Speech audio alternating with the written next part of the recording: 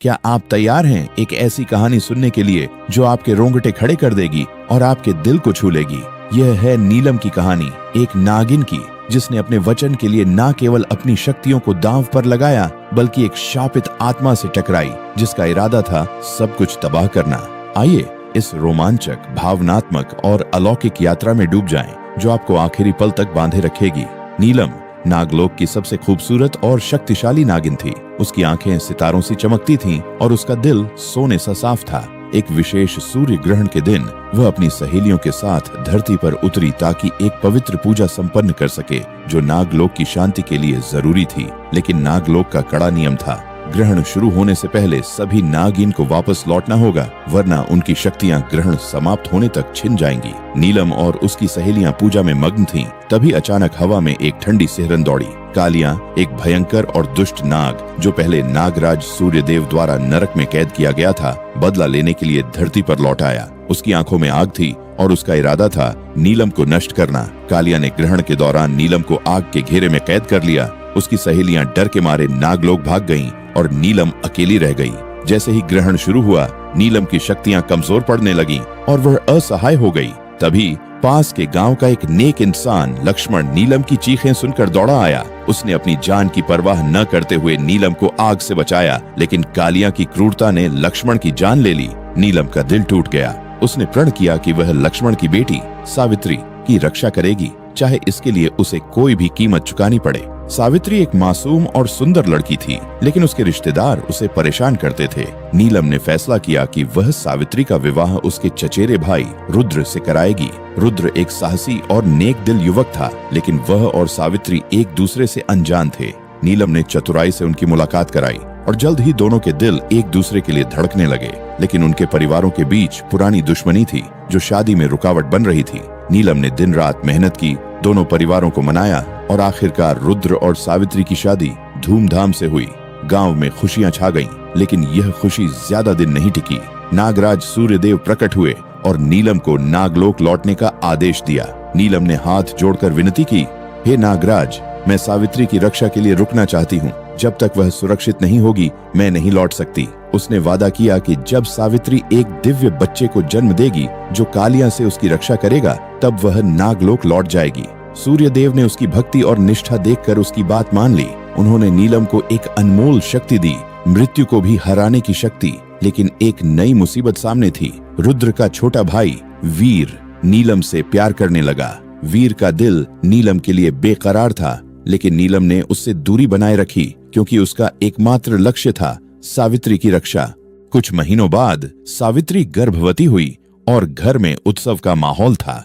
लेकिन कालिया की काली छाया फिर से मंडराने लगी। उसने एक दुष्ट आत्मा मायावी के साथ मिलकर नीलम को जादुई बंधन में कैद कर लिया। कालिया ने सावित्री पर हमला किया और वह सीढ़ियों से गिर पड़ी। इस हादसे में सावित्री का होने वाला बच्चा मर गया। नीलम ने सूर्यदेव की शक्ति का उपयोग कर बच्चे को जीवित किया और सावित्री ने एक स्वस्थ बेटे को जन्म दिया। नामकरण समारोह की तैयारियां जोरों पर थीं, लेकिन कालिया ने फिर से दस्तक दी। उसने नीलम को चेतावनी दी, यह बच्चा एक अशुभ समय पर पैदा हुआ है, रुद्र की जान खतरे में है।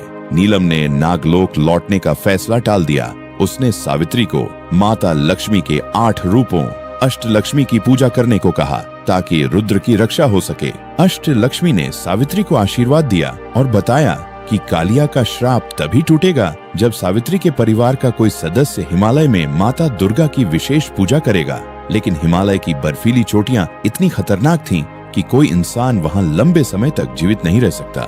नीलम ने फैसला किया कि वह खुद यह पूजा करेगी, लेकिन माता लक्ष्मी ने कहा केवल सावित्री का परिवार ही यह पूजा कर सकता है। नीलम ने सावित्री को घर में 9 दिनों तक लगातार माता दुर्गा की पूजा करने को कहा। उधर उसने एक बड़ा फैसला लिया। उसने वीर से जल्दबाजी में विवाह कर लिया ताकि वह सावित्री के परिवार की सदस्य बन जाए और पूजा करने की योग्यता हासिल कर ले। वीर को बिना बताए नीलम हिमालय के लिए रवाना हो गई।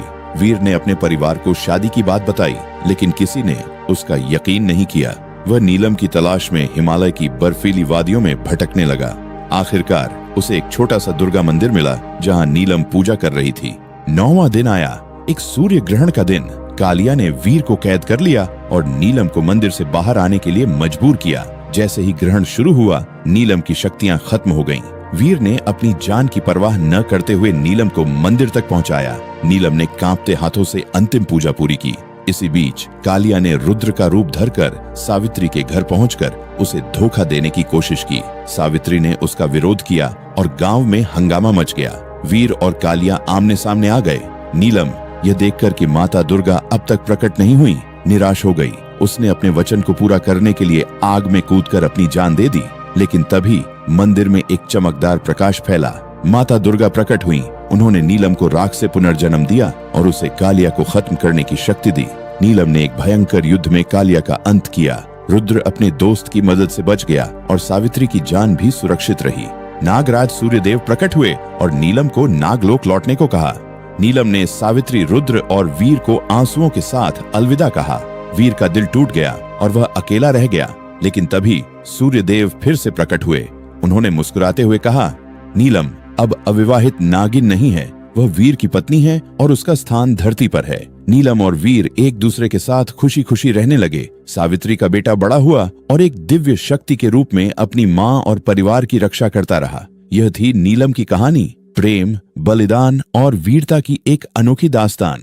क्या आप भी अपने वचनों के लिए इतना बड़ा त्याग कर सकते हैं? हमें कमेंट में बताएं और इस कहानी को अपने दोस्तों के साथ शेयर करें। माता दुर्गा की जय हो।